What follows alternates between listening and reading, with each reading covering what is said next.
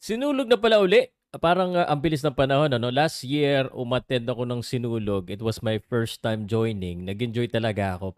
Pero parang ngayon parang hindi masyado maingay ang sinulog. Is it just me or talagang, wala masyado akong nakikitang marketing ng, sinulog? I just checked the schedule.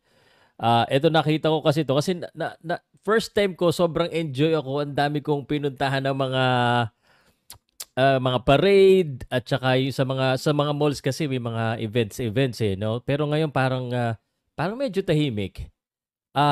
Anyway share ko lang sa inyo, kasi parang nami-miss ko na rin yung Cebu. Um, Nangitim ako noon, pinakapaborito ko siyempre yung last day parade dun sa SM Seaside.